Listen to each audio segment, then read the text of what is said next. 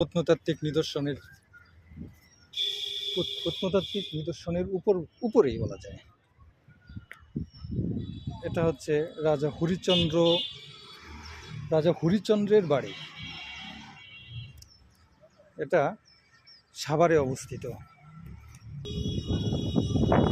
এই স্থাপনাটি কত বছর আগে সেটা কিন্তু এখানের মানুষজন বুঝতে পারছে না।